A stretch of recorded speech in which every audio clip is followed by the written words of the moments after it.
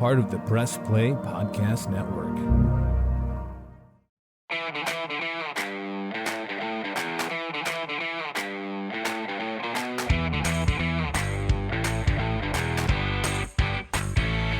And welcome to another edition of the Ray Guy and Rhoda podcast here on the Press Play Podcast Network, brought to you by Northfieldpark.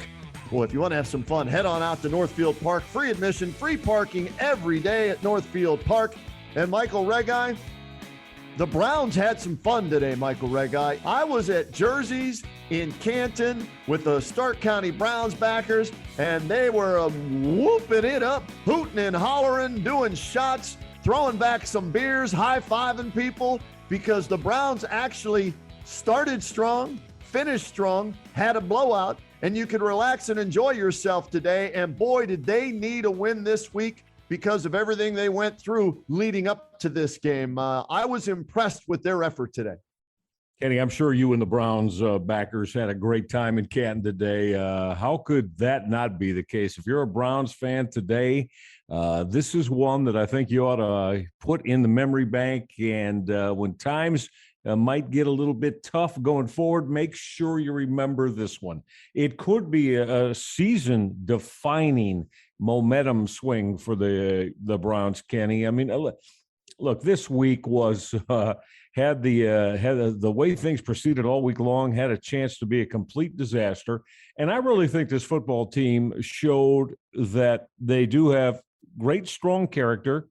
They have a strong will, want, and desire to win, Kenny. And they pretty much said unilaterally as a group, we're not going to have this season go up in flames given what's transpired, on the field in the last couple of weeks and with all of the drama and all the BS that's going on off the field too. So, I mean, I don't know how you can't be impressed with that type of effort and not just getting again, and then you still got to put the effort can be fine and the will can be fine, but then you still got to play strong complementary football, and they did that today. I was as impressed with them today, Ken, as I've been probably going back to last season. Michael, it was a must win, right? The distraction, pretty much. the circus that started with OBJ's dad putting the video up there, right? And are they going to keep him? Are they going to cut him? Are they going to trade him? Trading deadline came and went. Is he a malcontent? In the locker room, a lot of players say no, we'd want him back. Other players say no, he never talks to us. He's all about me, Jay, instead of OBJ and the team and everything like that. And then Andrew Berry, for some people, maybe it took them too long to do something, but they finally did something on Friday and they decided they were going to, cut him, and they'll do that on Monday and have 24 hours, will the teams around the National Football League, to claim him on waivers and pay him the $7.2 million he's still owed by the Browns. Or if nobody picks him up, then he becomes a free agent and he can be somebody else's problem if they want to sign him. Michael, I've been saying for a year, and for whatever reason, and I don't know why, whether it's Baker's fault, whether it's OBJ's fault, whether it's the system, but for whatever reason, Baker Mayfield is a better quarterback. The Browns are a better football team when Odell Beckham Jr. is not on the field, and they showed that stat today with OBJ last year. They were 4-2, and Baker was 10-6 touchdown to interception ratio. Last year without OBJ, they were 8-4, 20 TDs, 3 interceptions. And there it was today. No OBJ, 2 touchdowns, no interceptions, and the Browns with a convincing win. So for whatever reason, okay, he may be washed up. He just may not have fit in this system. It didn't work with him. So I tipped the cap to Andrew Berry in the front office for deciding, you know what, we are not going to let this distraction linger. Well, we are going to wash our hands of him, and wherever he goes, be it a team we play in the regular season and the postseason, we'll deal with that then, but we've got to worry about ourselves now, and I'm glad they did what they did, and I think the team responded today. They did. There's no question about that. It was sitting there, as we said. Kenny, this could have been the start of the week leading up to the game today. Would probably go down, if this thing went off the cliff, would probably go down as the beginning. But this game today at Paul Brown Stadium would be the one that said, All right, look at what has happened now. This team is fractured. It's divided. It doesn't have the wherewithal to go out and understand what it takes to win. So you get in the playoffs again. But all of that, I mean, in that 3.5 hours, that was all taken away. Again, I think it probably was their most complete football game, certainly of the year, going back to last year. And yeah, it showed. And I got to tell you, too, Kenny, as well as the defense played today, we'll get into that, and they did. I'm pretty damn pleased for Baker Mayfield because he came out today, and was it with all kinds of, just record-breaking numbers and what have you? No, but he didn't throw the ball that much, and I tell you, big plays, came up with big plays and moved the sticks. And Kenny, again, as we've seen, and you and I have discussed this too, man, Nick Chubb is the heartbeat of this football team with that offensive line, right? I mean, anybody that doesn't see that, I'm not sure, what your perspective of the NFL is. Because, again, this got, a $137 and 14 totes? Yep. A long touchdown run when he just exploded. And I'm going to tell you, too, Wyatt Teller and Joel Bitonio and Jedrick Wills, and even Blake Hance over on the right side, Tretter, those guys blocked their asses off today for the run game. They really did. And I'll mention that right up front. And Kenny, the start. So the first half here is what we're discussing right now as we open up tonight. And again, a strong start was imperative, especially after, Joe Burrow's got his football team inside the 10-yard line, ready to go up 7-0. And then, hey, Denzel Ward, baby, on the field, playing, not injured and not playing, and making a big, enormous play for the Browns. And that got it all started. But to me, Kenny, if you're telling me, all right, Rick, I pick one guy that, that you could keep it's Nick Chubb for me. I mean, I'm not even thinking, I don't care about it. I'm not thinking more than 2 seconds. Nick Chubb. This guy is the heartbeat and the heart and soul of this Browns organization. And, it's almost like at times, Kenny, he puts them on his back and on his shoulders, and it says, you know what, just ride me, fellas. Just ride me because I'm going to make sure we don't fail here. God, he is a tremendous professional football player. He really is. And Kenny, he kind of does it quietly too, doesn't he? You ever hear about him or hear stuff he's saying? He doesn't care. He has his own cereal. I know that, but that's about it, Reg, right? That's it. That's about it. Just love him, man. Again, you give me one guy, say, Reg, you could protect one guy from the Cleveland Browns. It's Nick Chubb. Case done, closed. If you want to take anybody else, but you ain't taking Nick Chubb. Baker Mayfield today answered his critics for a game, okay? For this game. Yeah. What would happen this game, right? And I'm going to give him credit, Reg, because he came out, he said all the right things during the week, and then he went out today. He did not turn the ball over. He was only sacked twice, okay?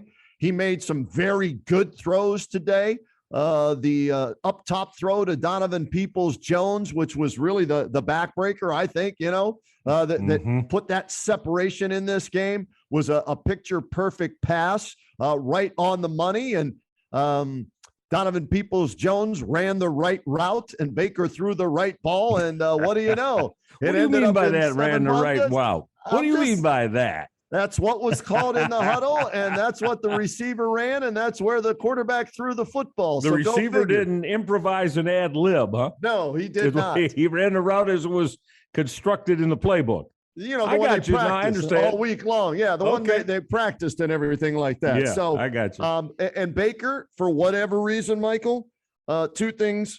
He owns Cincinnati like Ben Roethlisberger owned Cleveland, right? He's now 6-1 lifetime against the Cincinnati Bengals as a starter. In his last 3 games against the Bengals, they're 3-0, and they've scored 37, 35, and 41 points, and 9 touchdowns and 1 interception in those last 3 wins over the Bengals, 2 last year and 1 this year. And Reg, on top of all that, Mr. November, he's 9-3. in the How month about of that? November. Yeah. So Yeah. I don't know what it is, what the difference is, why. Maybe that's when OBJ got hurt. Oh, maybe. And so you played more games without him in November last year, but it was a must win.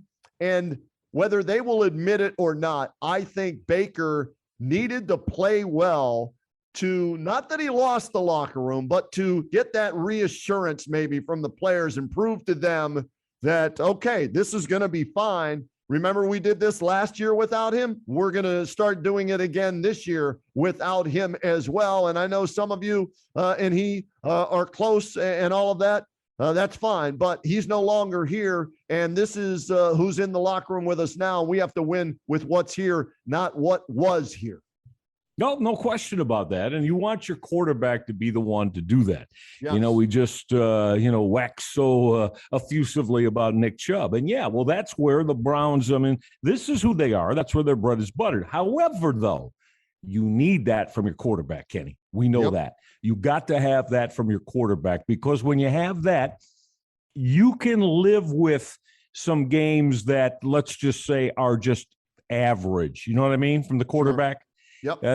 But if everybody is behind him and everybody believes that, this guy is our leader and he's going to put us in the best possible position to win, that's what a locker room is looking for, right?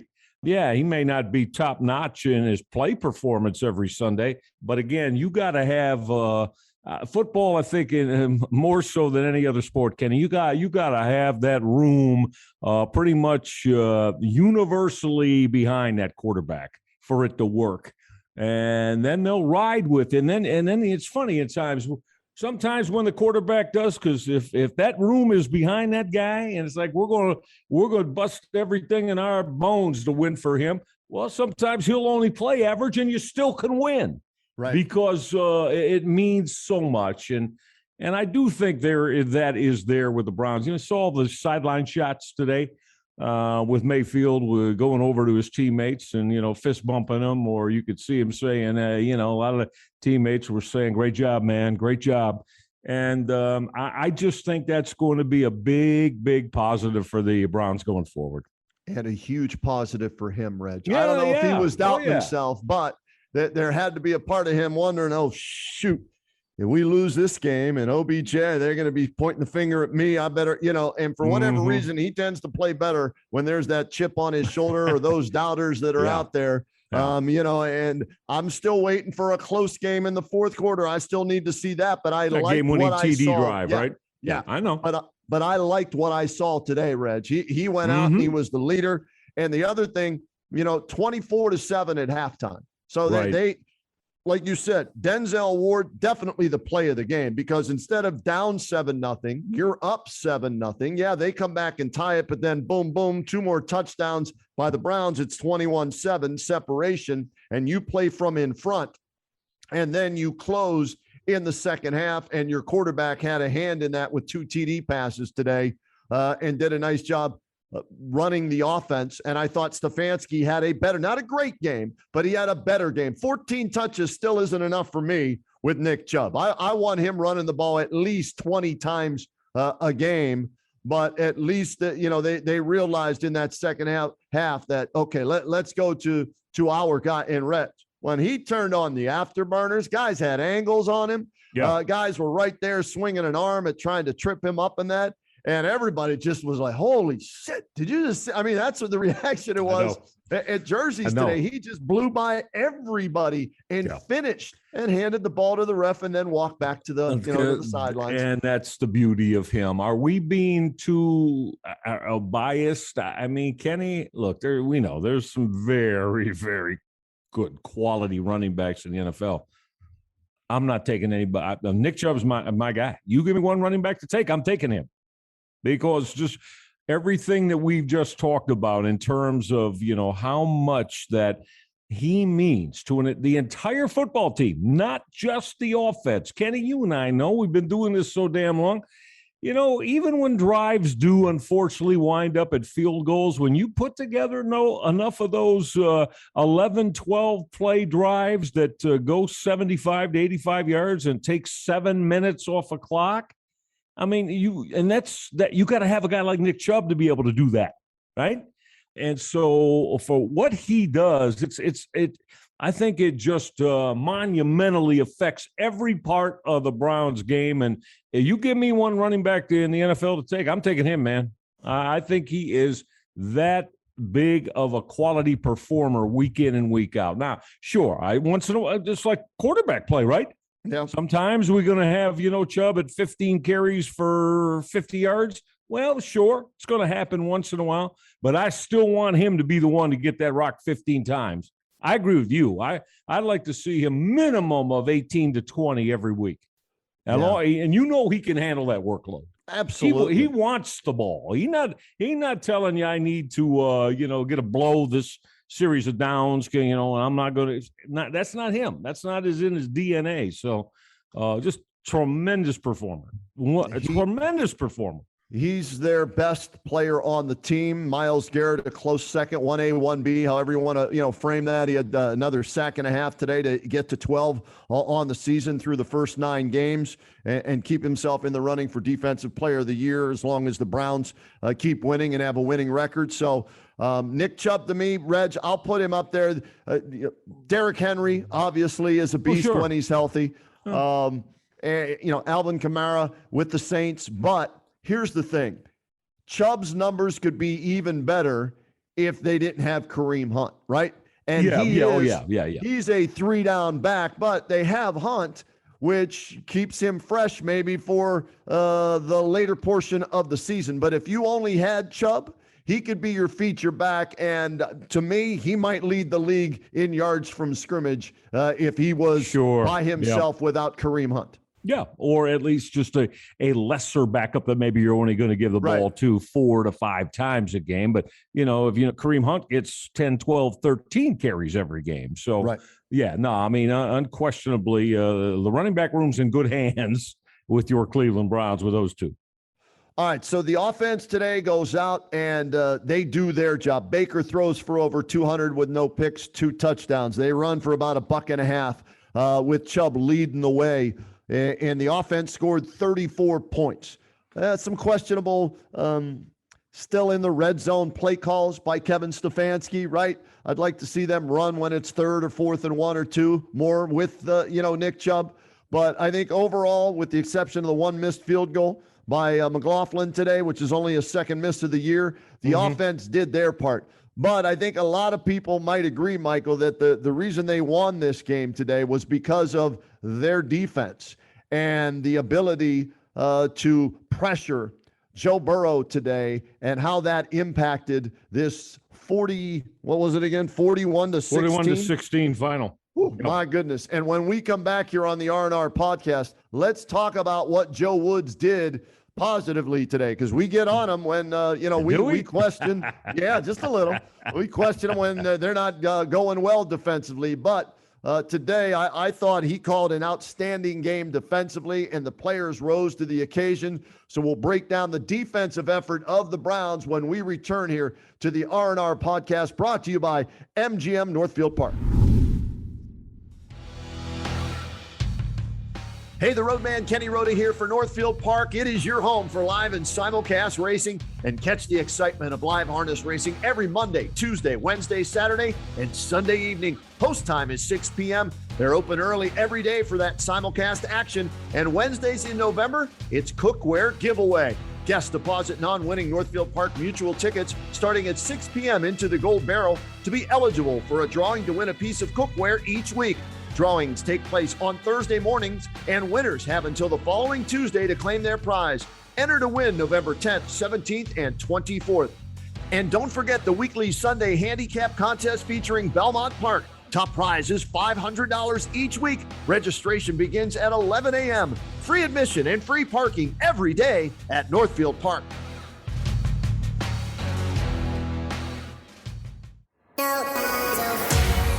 Hey everyone, it's JD from the Hyman Podcast. Backed by popular demand, I'm excited to let you know that new episodes of the Hyman Podcast will drop every other Monday on Apple Podcasts, Spotify, or wherever you listen to your podcasts.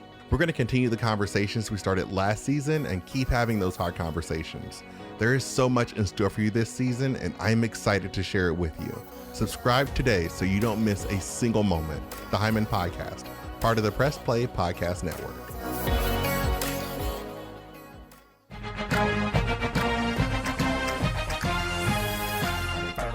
Hey, it's Tito, host of the Premier Fantasy Podcast. Get all the news and analysis you need to dominate your fantasy league. I've been doing this as long as anybody in the business. I can help give you the edge in your leagues. It's the Premier Fantasy Podcast, part of the Press Play Podcast Network.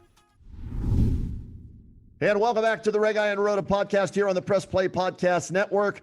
A shout out to our producer extraordinaire, Dave Emmert, for making sure we are up in the podcatosphere, so you can find us wherever podcasts are meant to be found.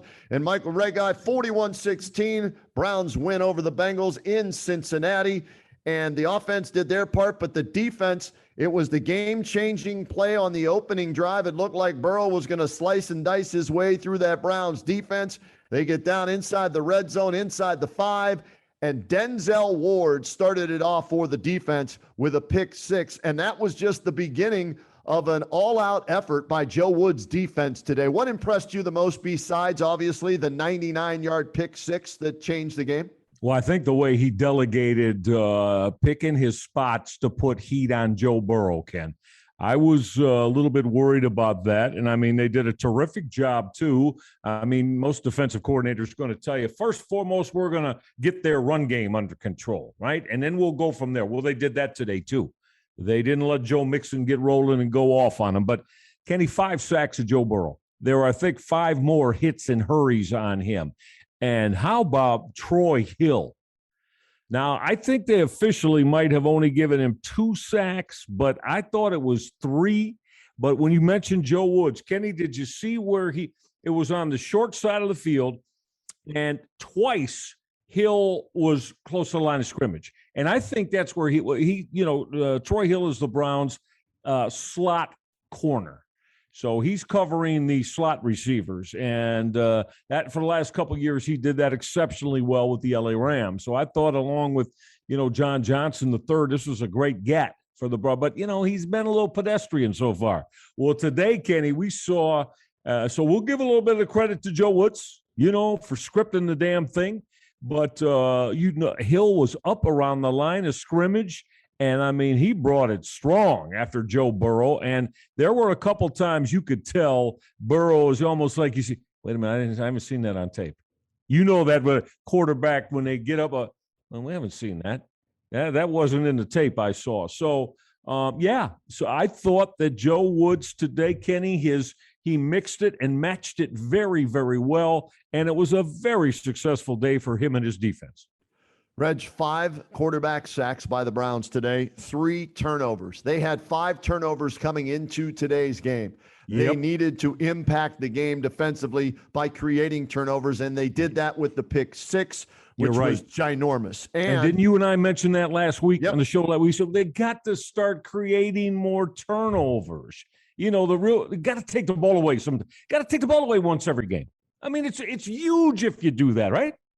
Reg, 3 actual turnovers, and I consider when you turn somebody over on downs, to me, that's a turnover as well. And the Browns did that near midfield, and then Stefanski on the very first play from scrimmage, that's when he dialed up the home run ball from Baker to Donovan Peoples-Jones, and I love the aggressiveness there of striking, at that point in the game right after a defensive stop. So for me, 5 sacks and really 4 turnovers, as I count that one in the guts of the game when it was still in doubt. And so I loved what I saw today. You mentioned, I wrote it down here, Troy Hill, 7 tackles today, Reg, and 2 sacks officially, okay? And I know where you're coming from, where he might have been given another one or maybe a TFL or something like that. But also, how about Anthony Walker impacting the game today with 14 tackles, and he also had a sack. Yeah. Myles Garrett, 1.5 sacks. Like I said, he's now got 12.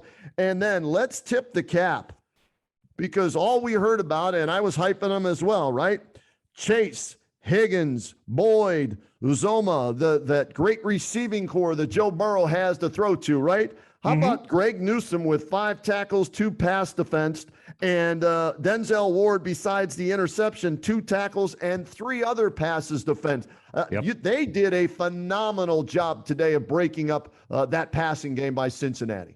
Kenny, my son Cal and I were talking about it. I was trying to go back in my mind. It is one of, you just mentioned it all from the secondary. I can't remember a game recently when the Browns secondary as a unit, as a group, were as impactful and played as well as they did in changing the game as they did today. They were all excellent. And yeah, I hope they put a bottle in there, a bottle with a cap on it, Kenny, could keep some of that, because, man, if they play even, 70% of what they did today going forward, Browns got something special on the back end of that defense end. Now, the big thing is, can they stay healthy on the back end? Greedy Williams lost today with a shoulder injury, right? But Troy Hill is there. So at least you got the three guys. You got Ward, you got Newsome, you got Hill, but Newsome's missed time. Ward's missed time, right? So, if they can stay healthy, that tandem of Newsome and Ward as cover corners, potentially as good as you're going to see with a duo in the National Football League. Damn good. And yes, you mentioned the Greedy Williams thing. Listen, the more and more I see of, because I put in, a lot of tape last year, getting the Big Ten tapes, Kenny, and watched a lot of Northwestern, grabbed a lot after the Browns selected Greg Newsome. I can see why they took him. I really do. I can't say that, you and I are hanging on Northwestern's every play each week, but I was aware who the young man was. So in watching a lot of tape of him for Pat Fitzgerald's football team of the Wildcats, this kid's good, man. He's a keeper, and he, again, is showing how impactful he can be within the realm and the structure of the defense. So if Denzel Ward can stay on the damn football field, which, you and I have talked about ad nauseum, if he can stay, let's hope, if he can stay on the football field and stay away from having to miss 5 games a year, potentially, this secondary and those corners with Troy Hill as the slot corner with Ward and Newsome, and hopefully maybe the Greedy Williams thing he can get back to, because, Greedy's capable of playing very good football too. So, you got to feel good about it. You do. Again, it's just a matter of being consistent. Can you be consistent in the National Football League? Defensively, they helped close the game today by ratcheting up the pressure on Joe Burrow. He was uncomfortable all game long after that pick six. He's going to have trouble getting out of bed tomorrow as he was sacked, like you said, 5 times. They said at least 10 quarterback hits, 10 hurries. So they did what they set out to do in the game plan, and that's put pressure on him and not allow him to get comfortable in the pocket. They hit him legally, illegally. They hit him whenever they could to send a message. And they needed to do that, Michael, because this was a must-win game. They could ill afford to fall to 4-5 going on the road next week at New England, where if you go to 4-6, then your playoff chances are very slim. Now they come home at 5-4, prepare for New England and have a chance to get right back in this. Now, would have been nice if the Vikings could have held on and pulled off the upset against the Ravens today, but the Ravens win in overtime again on a Tucker field goal. So they're 6-2, while the Browns are 5-4. The Bengals are 5-4, and the Steelers are 4-3, and they'll play tomorrow night. Against the Chicago Bears. So, 5-4, 6-2. So you're a game and a half back right now. You're still in the race because you play that team that's ahead of you twice in a span of 3 weeks in back-to-back games with the Baltimore Ravens. That's right.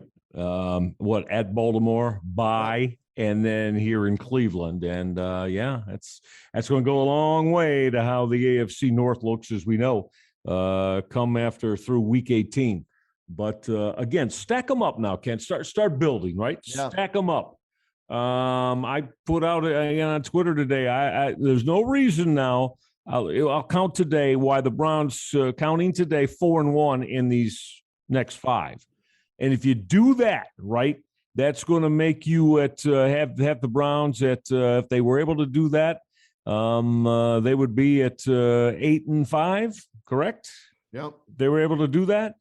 Well, now you got yourself in position for those last 4 football games to, going to have to win 10 for sure, right? Minimum Minimum yes. 10 to get in.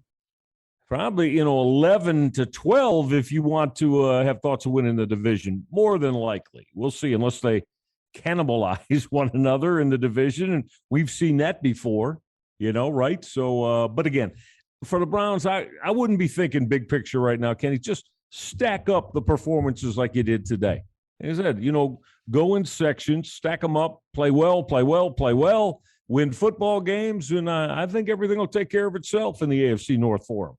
Everybody in the division has a divisional loss. So everybody's got one loss right now. All right. The Browns are 1-1, Bengals 2-1, Steelers 1-1, and the Ravens, with their loss to the Bengals a couple of weeks ago, they're 0-1 in the division. So everybody has a loss in the division, which is good.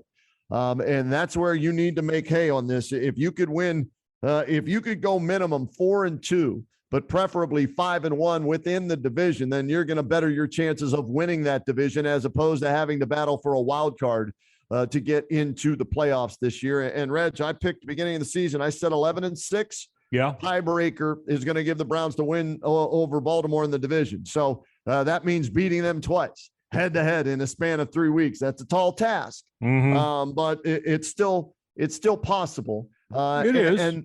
And here's the other thing.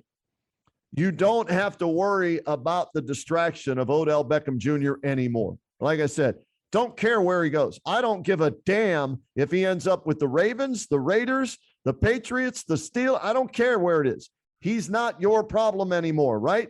And I heard somebody say this over the weekend. I forget who it was, and I wrote it down because I loved it. More name than game right now, Odell Beckham Jr., right? The name means a lot because of what he did. His game don't mean jack squat right now because he ain't done nothing this year, okay?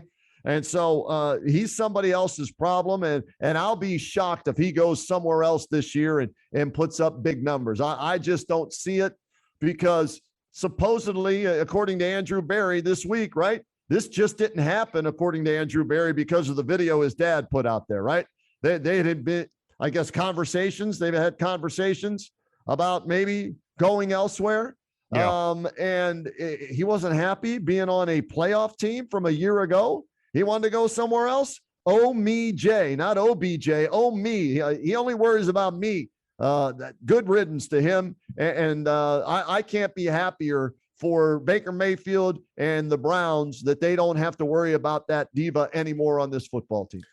And if you're where the Browns are right now, and as you said, off some of you got to read between the lines a little bit too from Andrew Berry, who finally went. And when we did the midweek podcast, we were saying we haven't heard from Andrew Berry yet. Right. All right. Remember that? We did. And so by Friday, of course, that started to, and again, you read between the lines and connect the dots. And Kenny, I will say this, though. I don't think the Browns are worried about whatsoever if he were to wind up with Baltimore or Pittsburgh or Cincinnati, or even take it through the Buffalo or Kansas City, teams that Tennessee, teams that you might see in the play. I don't think really, I don't think they have any concerns about that, because it's just enough. If that's the case, that's another guy then you're going to have to make sure that, you are completely prepared for, and he can't hurt you. So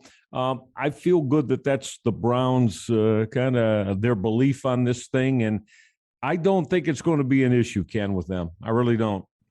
I think it came down to salary cap and, financially spreading this out or figuring out the best way it would benefit them as to why it took so long. Okay. I don't think it was sense. About, we're worried about where he goes. No. And I don't know enough about it. That's where Andrew Berry and Pauly Analytics, they know all that stuff. So we'll see tomorrow. Supposedly 4:00, he goes on waivers, 24 hours. Teams can pick him up, but if they do, they have to pay the remainder of the contract, which a lot of people think teams won't do. And then they'll let him get to free agency on Tuesday at 4:00, and then he can pick where he wants to go. And then the Browns will be responsible for that amount of money somehow, some way the rest of this season or spread it out over a couple of years. So yeah, well, and again, and if it's the latter of what you just said, if he becomes a free agent, and you'll see. And again, I know it's only for a half year at this point, but it'll be for, I don't know, $1.5 million, $2 million if a team picks him up as he becomes a complete free agent. Now, and then that money will get taken off the amount that the Browns currently owe him for the rest of the season. All right. So, again, I don't think they're concerned about it. I was a little, but again, things got to play out. But throughout, it was almost 3 full days before we heard from Andrew Berry after that thing really started. I'm like, my goodness, is this going to be the first time that Andrew Berry swings and misses at something here? And but it doesn't sound like he did, Ken. No, it sounds like he had a tactical plan and just like everything else, he went through the proper protocol to let the thing play out. But all in all, it sounds more and more like he let Odell Beckham Jr. know that I don't think you're with us, and therefore it's best for you to not be here and be with us. Addition by subtraction, Michael Rega. That's the way I'm looking at it. All right, let's get our final break in here, Reg, and then we'll come back. We'll wrap up this edition of the MGM Northfield Park Rega and Rhoda podcast here on the Press Play Podcast Network. Hello, this is Don Mike Mendoza, the host of the Producing While Asian podcast. Join us to listen in on conversations with everyone who identify from producers to non-producers who all are part of the AAPI community. There's all that and more on the Producing While Asian podcast here on the Press Play Podcast Network. Want to hear more about your favorite TV shows and movies that are on countless streaming services? Then listen to Up Next with your new favorite hosts, me, Kristen Aviles, and me, Christina Walter. Every other week, we'll highlight one genre, but 2 movies or TV shows, one old and one new. We'll let you know what's hot and what's not from your favorite or least favorite streaming services. And be sure to stay tuned to the end of each episode where we shout out an artist whose name you should know for their talent in the industry. So follow us to stay up to date with your favorite hosts from Up Next, a part of the Press Play Podcast Network.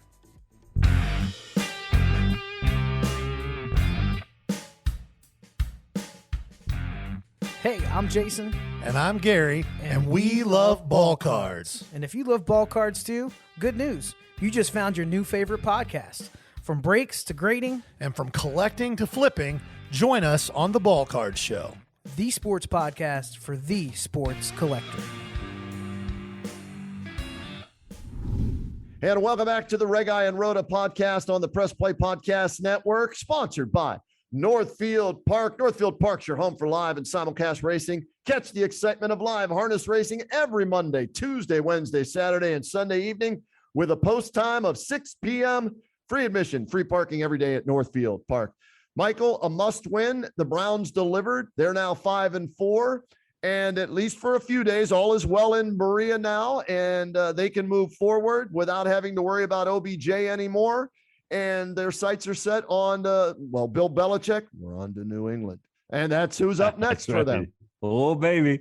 Yeah. Going to see BB next Sunday in Foxborough. And, hey, listen, he's got his football team. No surprise. Got his football team with a rookie QB, playing pretty well. Went to his man, his longtime pal, Nick Saban, and said, give me a quarterback.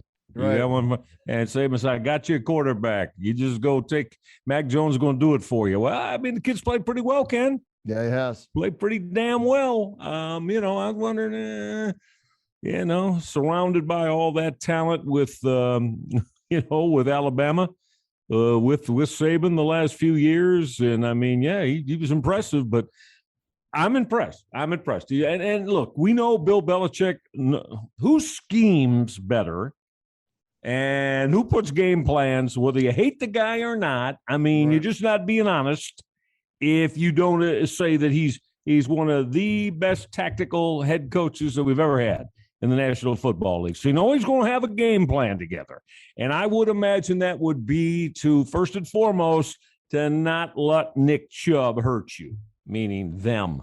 So it's going to be a critical. I think this week is going to certainly show us how the Browns coaching staff, Kenny. I think this is going to be a week that's going to be very vital for them to, shall I say, have their A games ready as they put this game plan together against Belichick. You know what I mean?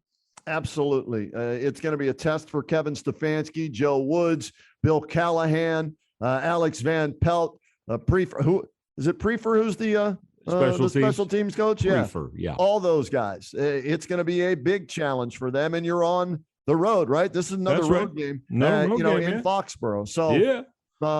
So that'll be a challenge for them. And you're right. What's he do? He usually takes your best player away, and we've already said on this podcast who the best player in the Browns offense is, and that's Nick Chubb, and it's not even close. Okay. Defensively, though, I'm curious to see, can the Browns string back-to-back good games, in support of the offense, play complementary football, do your job on offense, defense, and special teams. Can they do that with back-to-back road games? That's what I want to see next week. How does Joe Woods dial up a defense to attack a rookie quarterback? What does he have up his sleeve? What hasn't he shown, like you said today with Joe Burrow, seeing some of those corner blitzes from Troy Hill and all the pressure that was in his face today? So that's going to be a nice chess match to watch next week between Belichick and Stefanski and the rest of the coaches, including Joe Dirt, isn't that Belichick's son? He's got the mullet. He looks like Joe Dirt, David Spade. He played that character, Joe Dirt, right? That's his son, man. Yeah, mullet Belichick. Yeah, mullet. I like that. We'll call it not Joe Dirt. He's mullet Belichick. So we'll see. How the meeting of the minds goes next Sunday in New England. But Reg, there is what's the best way to put this moving forward?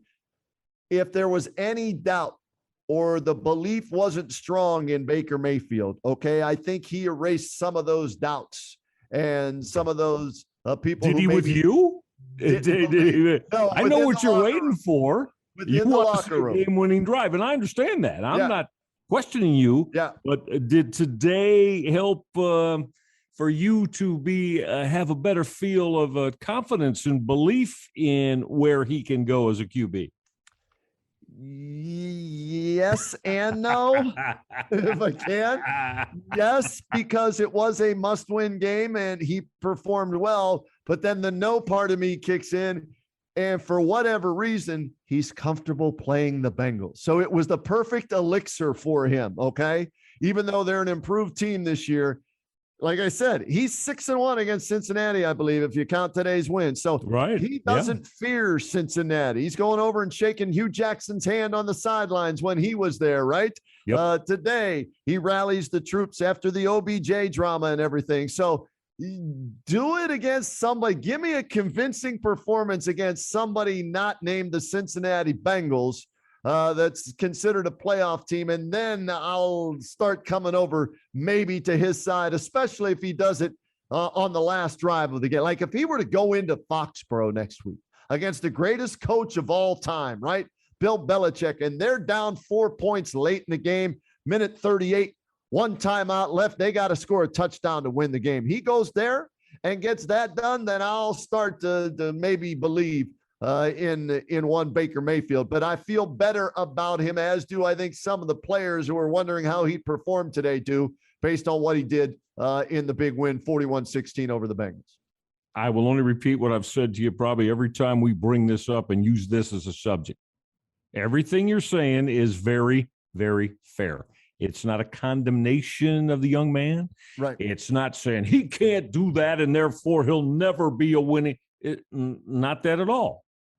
Looking to continue to see those capabilities. Because like it or not, if you're an NFL fan, whomever you root for, your quarterback, that's how that is everything about the quarterback position and how it's viewed and how it's looked at and how you get critiqued. Or at some point said, that guy puts together a lot of fourth quarter drives that helps his team win football games. Well, there's your payoff right there. Right Without there. Question. That's it. Fair or not, that's the way a quarterback. That's the life of a quarterback. This is what a quarterback's got to live with. I don't care if he doesn't think, they all don't think it's fair. Right. But, again, that position, you get a hell of a lot of kudos, don't you? When your football team wins. In fact, you're the face of the franchise. Yep. So, yeah, but you've got to be able to show that you can deliver that. And I would say, Kenny, probably for the better teams, would you get 2 times, if not 3 times a season? Absolutely. You're going to have to win a football game with a late fourth quarter drive. Yep. It's probably going to come up at least 2 or 3 times a year, maybe more. But and that's how quarterbacks are defined. Period. It is. And the good ones do it on a regular basis every season, multiple times a year. And those are the ones that end up in the playoffs and are hoisting the Vince Lombardi trophy, for at least one time in their career. So we'll see if Baker can string together back-to-back good games at quarterback and do it on the back-to-back road wins, Reg, against the Bengals. That's huge. And Belichick and the Patriots. Yeah. Because this Belichick ain't going to make it easy on them. No. Stefanski on down. It ain't going to be easy on the Browns. If they go get that one, they're going to earn it because, as I said, Belichick is going to scheme and game plan the hell out of this. You know that. It's going to have those Belichick fingerprints all over it, Kenny, how they decide they want to play. I know he's going to first and foremost say we're not going to let Nick Chubb run wild on us. And then we'll see. Is his, then let's see if they can beat us. Right. If we keep Chubb down, let's see if they can beat us. Should be a lot of fun and less drama this week. And somewhere in the middle of the week, we'll do another R&R podcast. We're trying to track down Mark Price to maybe talk how about the Red Hot Cavaliers, Michael Ray, guys, we bring this one to a close, my friend. They're fun. They were 5-4 last year. They were 5-4 this. Then they went out and they got a big win at Toronto. Darius Garland buried a couple of free throws. They get a 1-point win there, and they're at least entertaining to watch. There's Evan Mobley. He's a reason to watch now. Jared Allen's a reason to watch. You know, the Terminal Towers doing their thing for the Cavaliers in the starting lineup, and everybody else, Ricky Rubio coming off the bench, and hell, Dean Wade's even stroking triples from beyond the arc. And did you see who they have on the TV broadcasts now on occasion? My man Brad Doherty, right? Well, you know, Reg, you better buckle up, Buttercup. I mean, he was, oh my goodness, I heard him in AC. Michael Ray, go to hell down, man, Doherty.